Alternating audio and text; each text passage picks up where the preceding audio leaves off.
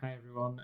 We've had a week of relative calm in the employment law world and have now had a cluster of announcements and pieces of guidance that have been issued over the past day or so, which really create some very significant obligations for employers who are wanting to open up their workplaces or may have already done so for even a handful of staff.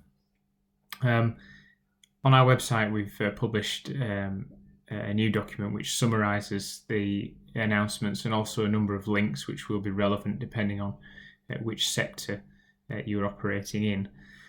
So I just thought I'd use this video to summarise the guidance and most importantly, 8 different sectors are now represented in different guidance notes on the gov.uk website, and a press release accompanying that summarised the requirements for businesses going forwards.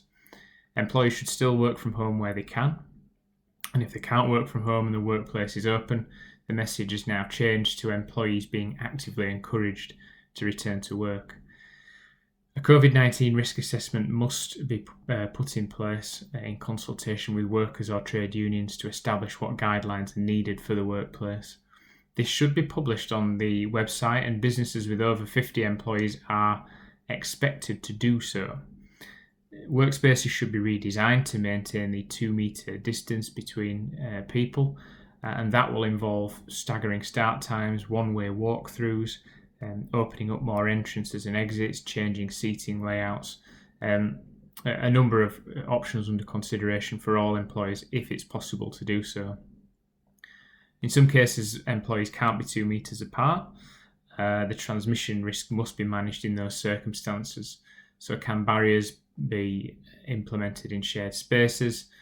Can different shift patterns or fixed teams be created which minimise the number of people interacting with each other? Can workers face away from each other rather than directly facing each other? Workplaces should be cleaned more frequently as well. High contact objects such as door handles and keyboards should be prioritised, and hand washing facilities and sanitisers should be provided at all entry and exit points. The government has strongly suggested that as part of a business's risk assessment process, once that's completed, a downloadable poster should be printed and displayed prominently in all buildings, which shows that employers have taken the necessary steps to assess risk and put in place protective measures to guard against future spread of the virus. So specific guidance has already now been released in construction, outdoor work, factories, warehouses, homes, labs, research facilities, offices, restaurants offering takeaway or delivery, shops and branches, and vehicles. There are some sectors which are not represented there because they're not permitted to open at the moment, so further guidance will be prepared.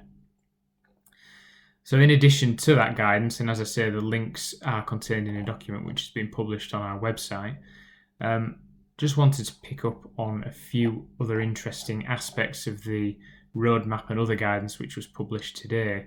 First, in relation to shielding of extremely vulnerable people, there is a question mark about how long individuals are required to shield for.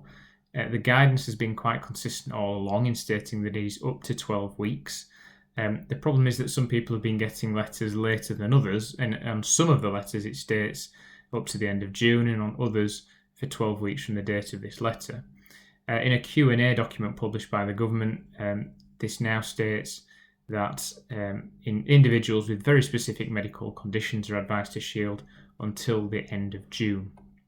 So it looks like that is a consistent date for anybody who has received a letter, irrespective of the fact the date on theirs may be different from government guidance.